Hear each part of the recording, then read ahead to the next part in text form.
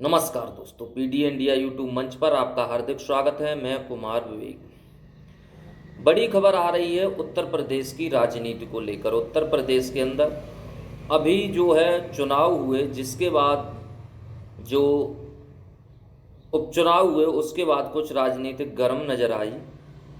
लेकिन राजनीतिक जो समावेश है वो बढ़ता और बिगड़ता रहता है। हालांकि राजनीति खेल चलता रहता, पार्टियां सभी अभी अपनी अपनी तैयारी में रहती हैं और पार्टियों का तो खेल है राजनीति करना और सभी पार्टियां अपनी अपनी राजनीति करती हैं।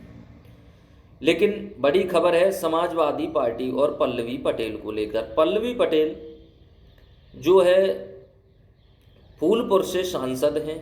उन्होंने 2022 में केशव प्रसाद मौर्य के खिलाफ चुनाव लड़ा। वो उनकी खुद की पार्टी है अपना दल, जिससे वो नेतृत्व करती हैं और उसकी वो राष्ट्रीय अध्यक्ष हैं। लेकिन उनका 2022 में समाजवादी पार्टी के साथ गठबंधन हुआ और समाजवादी के पार्टी के साथ मिलकर उन्होंने फूलपुर से चुनाव लड़ा। तो पल्लवी पटेल समाजवादी पार्टी के चुनाव चिन्ह पर चुनाव लड़ी और वहाँ से समाजवादी पार्टी चुनाव जीत गई। कहाँ से? फूलपुर से समाजवादी पार्टी चुनाव जीत गई। और जो भाजपा के बड़े नेता हैं केशव प्रसाद मौर्य, वो फूलपुर से चुनाव हार गए और समाजवादी पार्टी के चिन्ह पर पल्लवी पटेल फूलपुर से चुनाव जीत गई।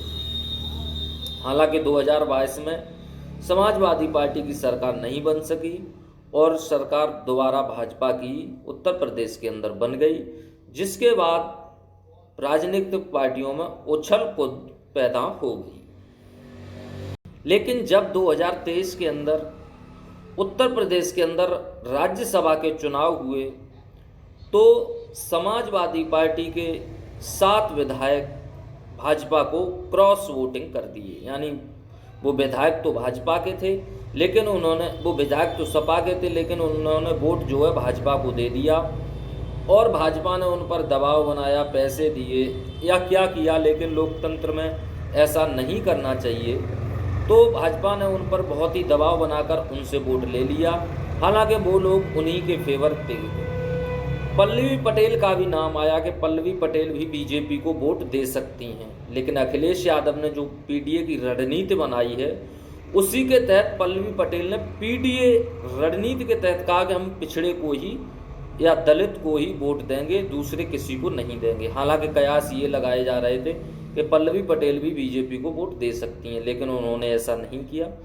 उन्होंने समाजवादी पार्टी के ही रामजी लाल सुमन को वोट दे दिया और जो है वो जीत नहीं सके। हालांकि लेकिन उन्होंने क्रॉस वोटिंग बीजेपी के लिए नहीं की। उसके बाद वो मुख्यमंत्री योगी आदित्यनाथ से भी मिली। लेकिन ये आगे जाने की बात है, क्या हुआ क्या नहीं। लेकिन पल्लवी पटेल कुछ सपा से नाराज चल रही थी। लेकिन अब खबर आ रही है कि पल्लवी पटेल की जो है समाजवादी पार्टी में धाकड़ एंट्री हो रही है और वो 2027 में सपा के साथ मिलकर चुनाव भी लड़ेंगी।